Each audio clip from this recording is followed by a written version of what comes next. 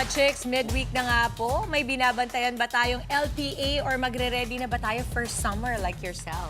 Very summery na ang tie-dye mo today. Naku, alamin natin yan. Ang ating latest weather update mula sa ating resident meteorologist, Weather Tito Alvin. Tinitingnan ko, aba, nakaspang summer na nga siya. Tignan natin, Tito Alvin, na laging may panahon para sa'yo. Good morning kapatid at good morning Mami Dims at Mami Chiki. Ulat panahon na po tayo ngayong araw ng Lunes. Sa ngayon, wala naman po tayong binabantayang anumang sama ng panahon sa loob at labas ng ating Philippine Area of Responsibility. At mga kapatid, kung mapapansin nyo, unti-unti na pong nababawasan yung ating lamig ng panahon dahil yan sa patuloy na pag-atras at paghina ng ating amihan o Northeast Monsoon. Sa ngayon, yan po ay nakaka-apekto na lamang dito po sa Central Luzon at Northern Luzon. Wala na po yung epekto dito sa Visayas at Mindanao na kung saan easterlies na po ang nakaka-apekto dyan. Kaya medyo mas malinsangan na po ang panahon natin dito po sa ilang areas ng Visayas at Mindanao. Dito naman po sa Luzon, yung ating concentration ng mga medyo mas malamig na panahon ay nandito na lamang sa eastern section nito.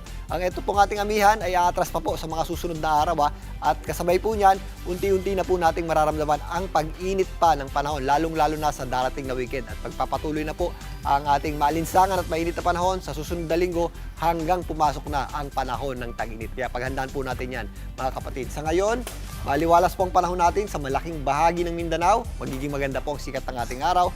Wala naman po tayong inaasahang malawakang pagulan. Maliban lang kung meron tayong mga thunderstorms na kadalasang nangyayari tuwing hapon o gabi. Sa Visayas naman po, sa pangkalahatan, maaliwalas naman po ang ating panahon dyan. Ganun din po sa areas ng Mimaropa na kung saan mga isolated lamang o mga pulupulong pagulan na thunderstorms ang ating aasahan tuwing sumasapit ang hapon at gabi. Nabawasan na rin po ang epekto ng amihan dyan. Kaya may kainitan na rin po, lalong-lalo na sa tanghali hanggang hapon.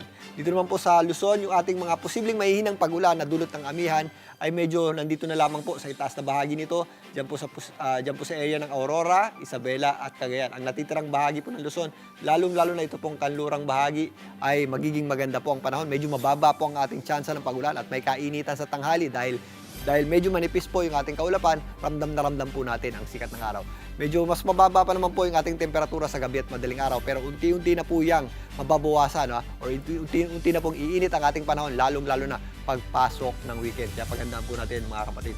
At kung may mga pagulan man tayo, ito po yung mga isolated lamang o yung mga pagulang hindi naman nagtatagal na nangyayari tuwing hapon at gabi. Dito po sa Metro Manila, magpapatuloy din po ang maganda at maaliwalas sa panahon. Sa mga papasok sa opisina at trabaho, maaliwalas sa panahon po ang sasalubong sa atin. Pero pagsapit po ng tanghali, ugalin po natin ang pagdadala ng payong dahil medyo nga manipis yung ating ulap, ay ramdam na ramdam po natin ang sikat ng araw. Pagsapit ng hapon, nagiging maulap naman po ang ating panahon. At kung may mga pagulan tayo, ito po yung mga isolated lamang o yung mga pagulang hindi naman masyadong nagtatagal. Bago na mga kapatid, ang ating araw po ay malapit na sumikat. 6:02 po yan ng umaga. At muli po yung lulubog mamayang 6:07 ng hapon. At yan po muna ang latest na ating lagyan ng panahon ngayong Miyerkules ng umaga.